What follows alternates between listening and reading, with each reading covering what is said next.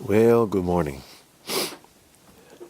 I just had breakfast and stretching out a little bit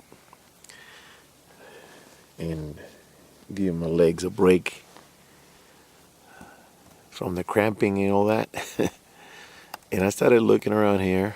I'm in the middle of this big meadow, which, by the way, I have to make another video about what's going on back in there. It's not good.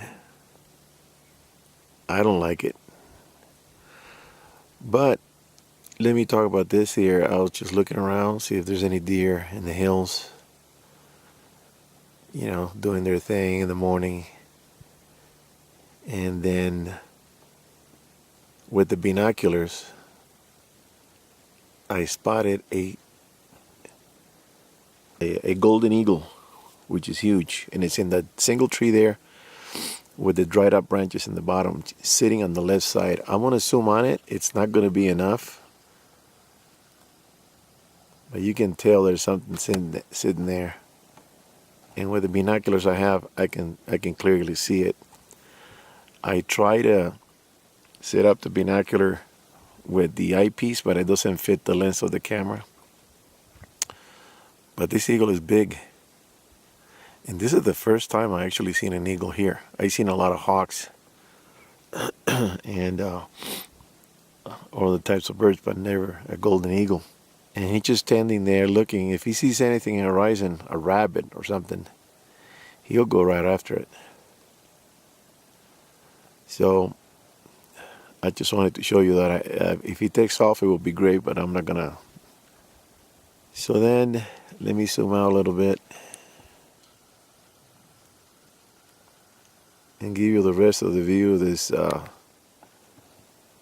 today peaceful place. Because yesterday was a freaking war zone. It was a war zone.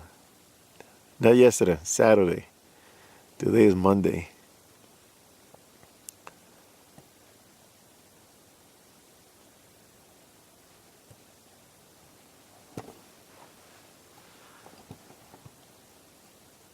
So the temperature went down about 32, 34.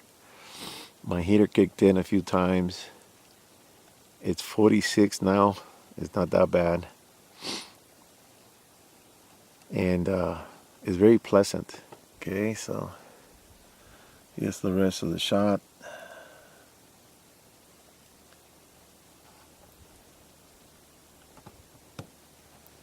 And this meadow is a good mile and a half wide. And here I have a neighbor. Just drove up this morning, got off and walked into the hills. So there's still some people hunting on Monday.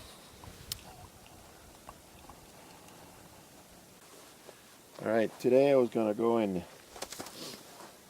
drive off to another spot on the other side of the mountains over here and camp, and then hike into a trail that's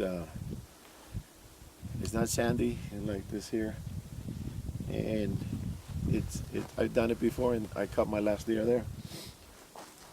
But being that I such abuse my hip, and even my knee now is giving me problems, I decided to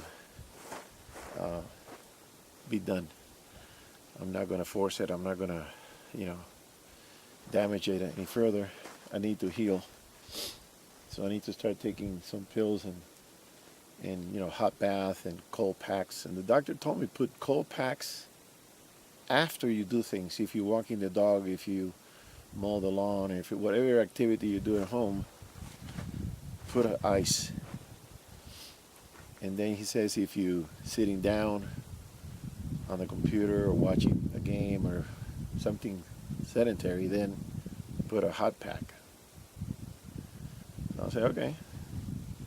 So I haven't done it yet because I'm here.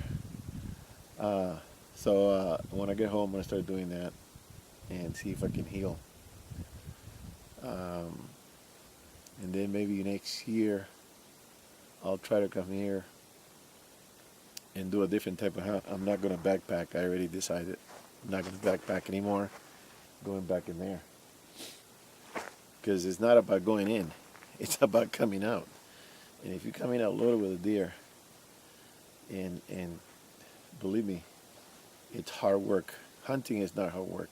It's when you kill the deer. That's when the work begins. A lot of the hunters know that.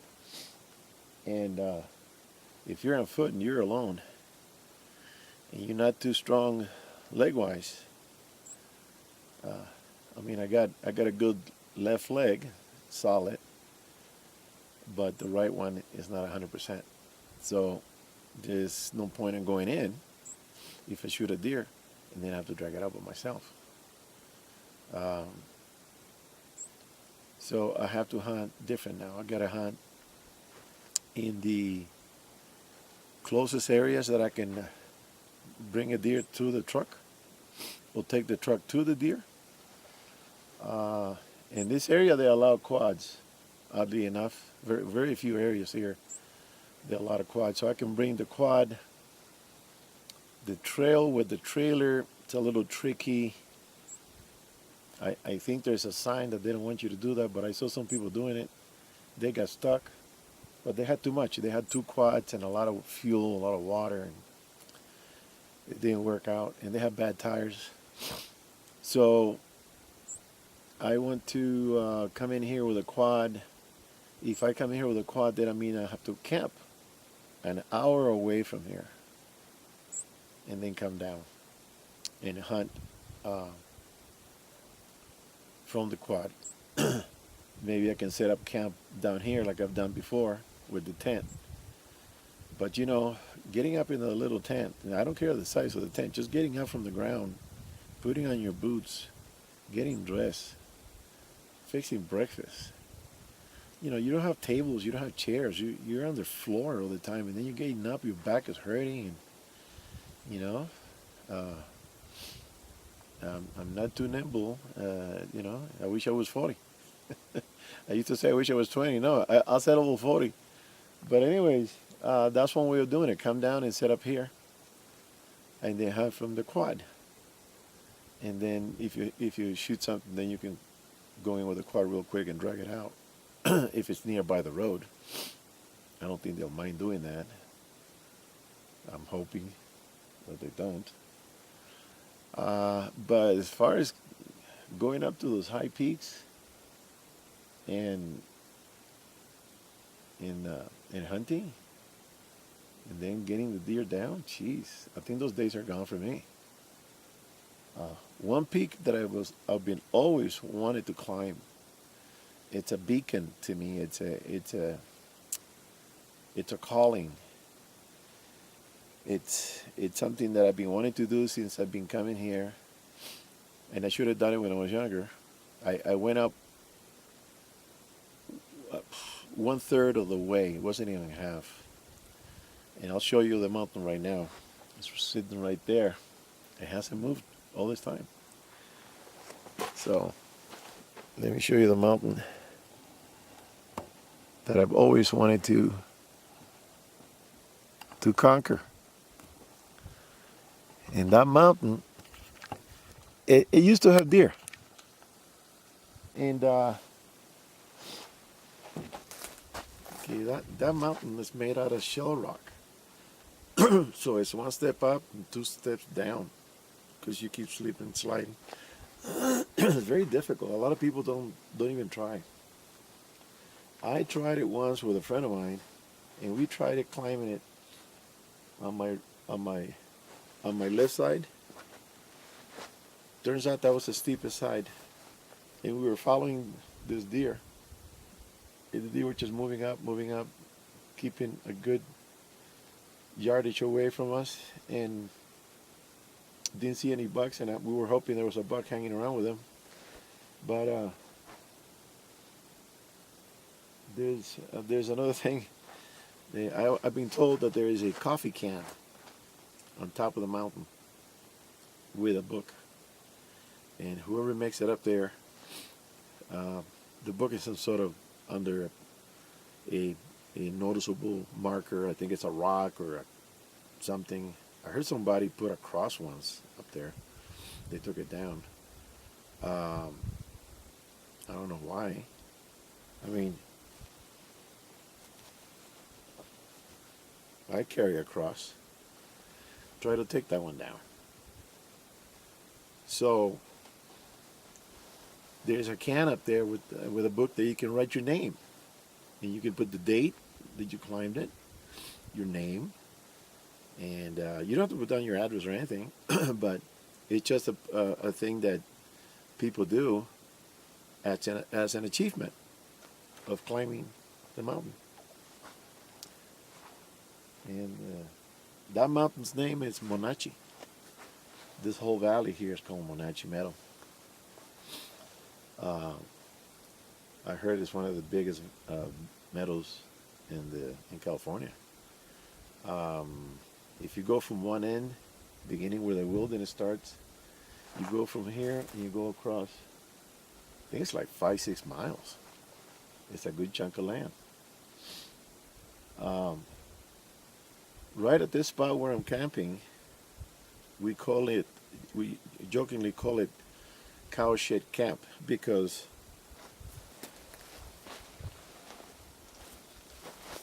there are cow pies everywhere. Luckily they're dry. They make a good kindling for fire. But someone told me that this used to be an old Indian camp back in the day. So there's a huge pile of rock here in the middle, marking the spot. And I said, well, if this used to be an Indian camp, there should be some markings on the rocks. Yesterday I walked all the way around, looked at them. There's no glyphs on them. They usually paint, deer or a hand or a bow and arrow or something. There's nothing there. So it must have been a temporary camp made for summer. I know it gets very cold in the winter, and they do get a lot of snow. I know a guy that has a cabin about 2 hours from here, an hour and a half from here. He says that they used to get 20 to 21 feet of snow. That's a lot of snow. So the area has history. The area is nice. I like it. It's very soothing. You get nice views. If you're into photography, this is the place. There's also an old landing strip that, let me bring this down a little bit. So I have another issue that I want to address, and I want to do this in another video. I'm going to think about it because it's going to involve some legalities, and it's going to involve some people that they're not doing things the right way. I think I am going to talk to the authorities about this because it's distressing what I saw. And it's not right. And it's not right for the other people, the other hunters. So there's some trickery going on, some loopholding going on, and taking advantage of a situation that's existed now for the past, I would say, 6 years. The lack of presence of authority has made this the Wild West. And I'm going to address those points. I'm going to write it down. I want to make it official. And I am going to talk to some authorities about this. Once I talk to them, I'll see their response. And if they don't give a shit, it still bothers me. But they want the money. It's all about their money. They could care less. And that's one of the reasons I think there's a lack of presence Otherwise, the things that they're happening now, I've been told that, you know, somebody just drove in. Everybody's packing, and this guy just drove in. I wasn't here last year. I was in another area. It wasn't this area here. Different zone. And a couple of guys told me, I'm glad you parked where you did because that impedes somebody driving in. And I said, well, they can still go around the fence. So the lack of presence, it's making people, it's allowing for people to do things that shouldn't be doing. And those are the things I want to address. I like, I get along with people fine if they do the right thing. But when they start screwing around and doing shit, rustling type of thing, then it gets under my skin. I don't like it. So I am going to talk about it. Okay, I think that's enough for now. I'm going to stay here for a few more hours and I'm going to pack up and go home. I was going to stay until tomorrow, but I remember that I have a doctor's appointment for my mom.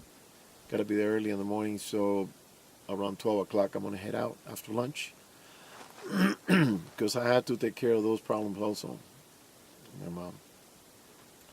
Otherwise, I could have stayed another 2 more days and wait for everybody to leave, have the place all to myself, and maybe I get lucky and get a deer down in the lowlands, which I doubt. All right, I'll see you on the next one, guys. Thank you.